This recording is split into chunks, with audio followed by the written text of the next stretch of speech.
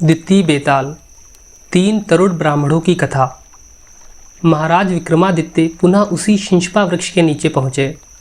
वहाँ चिता की मटमैली रोशनी में उनकी नज़र भूमि पर पड़े उस शव पर पड़ी जो धीरे धीरे कराह रहा था। उन्होंने शव को उठाकर कंधे पर डाला और चुपचाप उसे उठाए तेज गति से लौट पड़े। कुछ आगे चलने पर शव के अंदर से बेताल की आवाज़ आई, राजन, तुम अत्यंत अनुचित क्लेश में पड़ गए, अतः तुम्हारे मनोरंजन के लिए मैं एक कहानी सुनाता हूँ।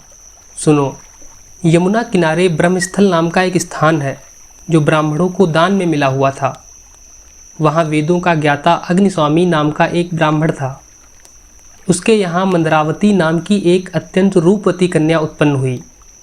जब वह कन्या युवती हुई तब 3 कान्यकुब्ज ब्राह्मण कुमार वहाँ आए जो समान भाव से समस्त गुणों से अलंकृत थे। उन तीनों ने ही उसके पिता से अपने लिए कन्या की याचना की, किंतु कन्या के पिता ने उनमें से किसी के भी साथ कन्या का विवाह करना स्वीकार नहीं किया, क्योंकि उसे भय हुआ कि ऐसा करने पर वे तीनों आपस में ही लड़ मरेंगे। इस तरह वह कन्या कुंवारी ही रही। वे तीनों ब्राह्मण कुमार भी चकोर का व्रत लेकर उसके मुखमंडल पर टकटकी लगाए रात दिन वहीं रहने लगे। एक बार मंदरावती को अचानक दाह जुर हो गया और उसी अवस्था में उसकी मौत हो गई। उसके मर जाने पर तीनों ब्राह्मण कुमार शोक से बड़े विकल हुए और उसे सजा संवार कर शमशान में ले गए, जहां उसका दाह संस्कार किया। उनमें से एक ने वहीं अपनी एक छोटी सी मड़ैया बना ली और मंदरावती की चिता की भस्म अपने सिरहाने रखकर एवं भीख में प्राप्त अन्न पर निर्वाह करता हुआ वहीं रहने लगा। दूसरा उसकी अस्थियों की भस्म लेकर गंगा तट पर चला गया और तीसरा योगी बनकर देश देशांतरों के भ्रमण के लिए निकल पड़ा। योगी बना वह ब्राह्मण घूमता फिरता एक दिन वत्रोलक नाम के गांव में जा पहुंचा। वहां अतिथि के रूप में उसने एक ब्राह्मण के घर प्रवेश किया। ब्राह्मण द्वारा सम्मानित होकर जब वह भोजन करने बैठा तो उसी समय एक बालक ने जोर जोर से रोना शुरू कर दिया।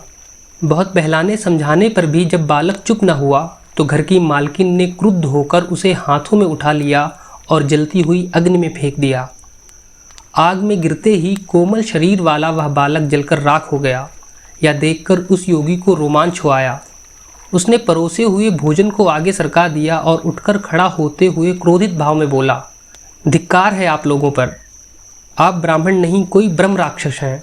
अब मैं तुम्हारे घर का भोजन तो क्या, एक अन्न का दाना भी ग्रहण नहीं करूँगा। योगी के ऐसा कहने पर गृह स्वामी बोला, हे योगीराज, आप कुपित न हो, मैं बच्चे को फिर से जीवित कर लूँगा। मैं एक ऐसा मंत्र जानता हूँ जिसके पढ़ने से मृत व्यक्ति जीवित हो जाता है। यह कहकर वह गृहस्थ एक पुस्तक ले आया जिसमें मंत्र लिखा था। उसने मंत्र पढ़कर उससे अभिमंत्रित धूल आग में डाल दी। आग में धूल के पड़ते ही वह बालक जीवित होकर ज्यों का त्यों आग से निकल आया। जब उस ब्राह्मण योगी का चित्त शांत हो गया तो उसने भोजन ग्रहण किया। गृहस्थ ने उस पुस्तिका को बांधकर खूंटी पर टांग दिया और भोजन करके योगी के साथ वहीं सो गया। गृहपति के सो जाने के पश्चात वह योगी चुपचाप उठा और अपनी प्रिया को जीवित करने की इच्छा से उसने डरते डरते वह पुस्तक खूंटी से उतार ली और चुपचाप बाहर निकल आया। रात दिन चलता हुआ वह योगी उस जगह पहुंचा जहां उसकी प्रिया का दाह हुआ था। वहां पहुंचते ही उसने उस दूसरे ब्राह्मण को देखा जो मंदरावती की अस्थियां लेकर गंगा में डालने गया था।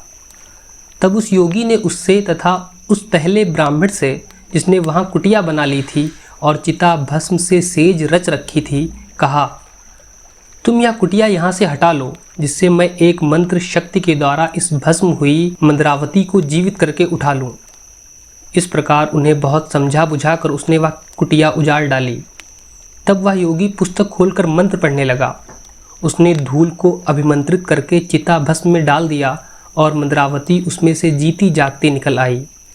अग्नि में प्रवेश करके निकलते हुए उसके शरीर की कांति पहले से भी अधिक तेज हो गई थी। उसका शरीर अब ऐसा लगने लगा था जैसे वह सोने का बना हुआ हो। इस प्रकार उसको जीवित देखकर वे तीनों ही काम पीड़ित हो गए और उसको पाने के लिए आपस में लड़ने झगड़ने लगे। जिस योगी ने मंत्र से उसे जीवित किया था वह बोला कि वह स्त्री उसकी है, उसने उसे तंत्र मंत्र से प्राप्त किया है। दूसरे ने कहा कि तीर्थों के प्रभाव से मिली वह उसकी भार्या है। तीसरा बोला कि उसकी भस्म को रखकर अपनी तपस्या से उसने उसे जीवित किया है, अतः उस पर उसका ही अधिकार है। इतनी कहानी सुनाकर बेताल ने विक्रमादित्य से कहा, राजन, उनके इस विवाद का निर्णय करके तुम ठीक ठीक बताओ कि वह स्त्री किसकी होनी चाहिए। यदि तुम जानते हुए भी न बतला पाए तो तुम्हारा सिर फटकर अनेक टुकड़ों में बट जाएगा। बेताल द्वारा कहे हुए शब्दों को सुनकर राजा विक्रमादित्य ने कहा, हे बेताल, जिस योगी ने कष्ट उठाकर भी मंत्र तंत्र से उसे जीवित किया वह तो उसका पिता हुआ।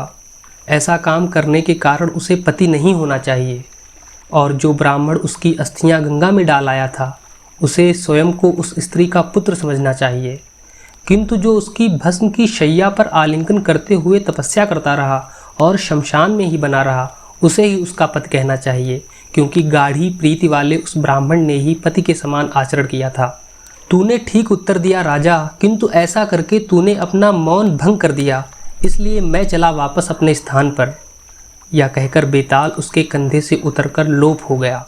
राजा ने भिक्षु के पास ले जाने के लिए उसे फिर से पाने के लिए कमर कसी, क्योंकि धीर वृत्ति वाले लोग प्राण देकर भी अपने दिए हुए वचन की रक्षा करते हैं। तब राजा फिर से उसी स्थान की ओर लौट पड़ा जहाँ से वह शव को उतार कर लाया था।